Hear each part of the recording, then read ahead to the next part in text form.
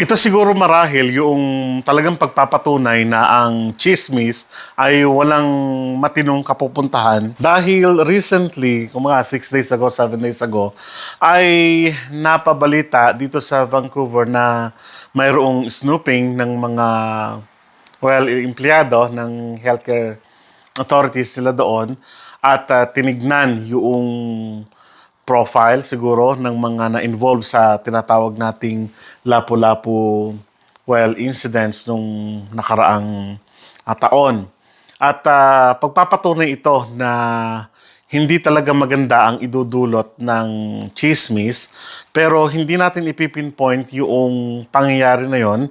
This is only a learning siguro at reminder sa bawat isa na medyo lumayo tayo sa mga ganong sistema na, no? Hindi na ito yung pupunta ka sa kapitbahay mo at makipagchismisan ka o kaya naman titignan mo yung babalatan mo yung privacy ng isang tao, kaya naman titignan mo yung kung anong hindi dapat makita sa tauhan ng isang tao, ano? So, marahil, isa rin ito siguro kung bakit yung mga kababayan din naman natin na nagko-comment doon sa balita na yon, na sinasabi nila yan kasi yung mga Filipino ay chismosa, ganun-ganon, binabanggit pa na yun daw ang nature ng mga Filipino, something like that.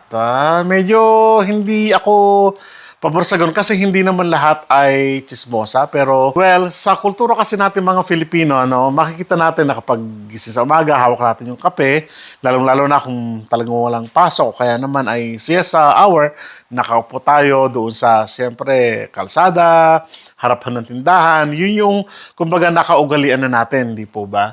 Pero hindi ko sinasabing ito na talaga yung kultura natin, no? Maganda ang kultura natin, but let's admit the fact na may mga tao talagang ganito, no? In relation doon sa tinatawag nating incident na yon o sa snooping ng mga pribadong information ng mga tao na yon, hindi rin naman natin sinasabi o tahasang sinasabi na talagang ito ay mga Filipino or what na involved sa mga ganito. Wala nang tayong pinatutunguhan, no?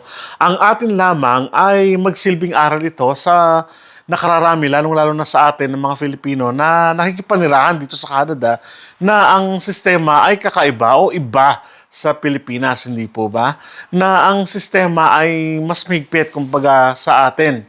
Sa atin kasi, kailan lang naisabatas yung tinatawag nating yung anti-chismis, anti-gossip law, di ba? Para ganon. Wala pang siguro 20 years, hindi ko alam kung gaano nakatagal. Pero aral sa atin ito na ipinapakita ng gobyerno ng Canada na, hey, huwag niyong dalhin yung ganyang kultura dito kahit na saang nasyon pa man kayo nanggaling dahil mahalaga sa sistema ng Canada ang tinatawag nating privacy. Okay, I will share you a story sa ganitong pangyayari din sa buhay ko at sa buhay ng hindi ko na ito balita ito, hindi to chismis, ano, sa buhay ng aking katrabaho sa isang trabaho natin. Kumbaga dumaan sa due process talaga, no, kasi may isang insidente doon sa aking workplace na natanggal sa trabaho.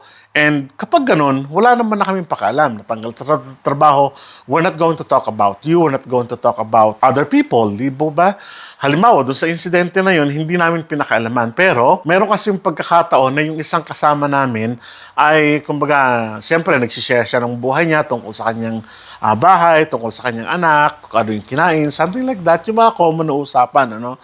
And then, nung araw din kasi na yun yung araw na natanggal yung isang katrabaho namin, and then nakita nila nag-uusap-usap kami during our break at kumbaga napaghinalaan kami na pinagkukwentuhan namin o yung kasama namin ay kinukwento yung bagay na yon na kasi kaibigan niya yung kapatid nung natanggal. So, ang sinasabi sa investigation ay, ikaw ba ay nagkukwento ng patungkol dito? Kami ang nagpatunay.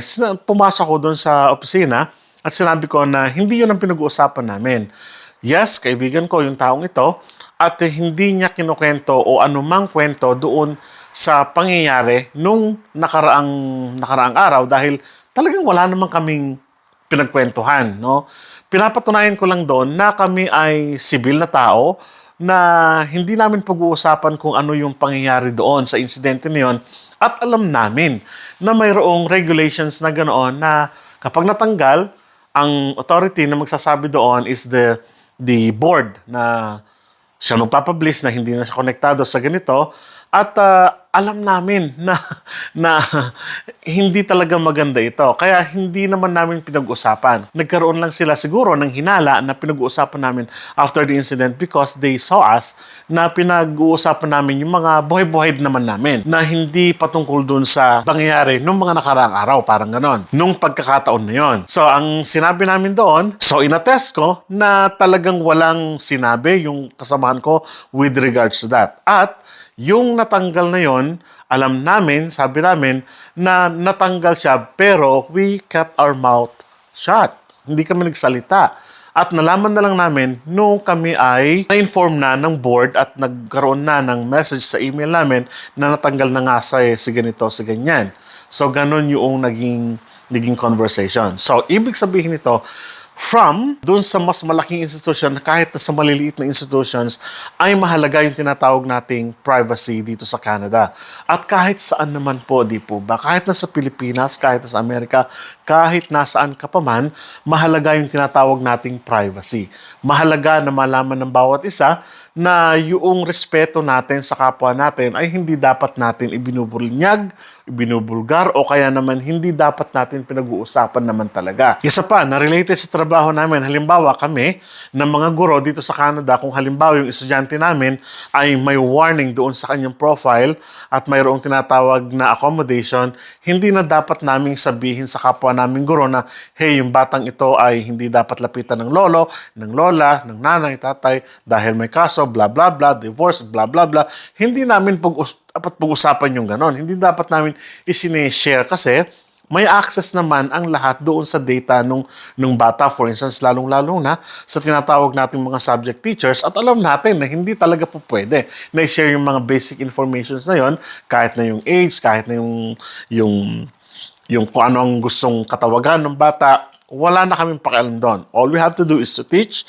At kung may magtatanong man, halimbawa na ko, teacher namin, hey, alam mo ba yung ganito, blah, blah, automatic cut off na yun. Wala nang pag-uusap na gano'n. So, maingat dapat tayo sa mga gano'n. Kaya, yung snooping na tinatawag natin o yung pagkalkal sa privacy ng isang tao dito sa Canada is really a bad idea na hindi dapat natin gawin. At lalo na sa mga kababayan natin na paparating o kaya naman nagngangarap na magtrabaho dito o nandito na, this is a warning. This is also a warning for me, no? Sa amin. Kaya sinabi ko, kasi ang asawa ko ay nagtatrabaho sa medical field at sinabi ko rin sa kanya na, hey, tignan mo ito, yung snooping ng mga ilang tao dito sa ganitong lugar, ay dapat mag-ingat ka rin sa pag-share mo ng information sa iyong doctor, sa iyong ganon, kapwa mo nasa administrative staff. Ang sabi ko pa sa kanya, dapat you have to keep your mouth shut. Ganon ang salita ko sa kanya. Lalong-lalo na kung yung katrabaho mo ay mahilig magdadakdak o mahilig magsasalita, no? So dapat iwasan niya yun. So, yun ang sinabi ko sa kanya. At yes, thankfully, hindi naman chismosa yung aking asawa na ikukwento yung nakikita niya sa profile ng isang pasyente o ng pasyente nila. So, very careful naman yung aking may bahay. And of course, ako din, very careful kasi alam na natin yung extend ng ground o nung tinatawag nating punishment sa mga ganong titignan mo lang, ha? Imagine, titignan mo lang yung profile, may ground ka na doon. So, ingat-ingat po tayo sa mga ganitong pagkakataon. Dapat alam natin yung mga bagay nito. Privacy ay dapat pag-ingatan, respeto sa kapwa. No? Maraming salamat. Kita-kita po tayo sa mga susunod na vlog. Hanggang sa muli po, paalam.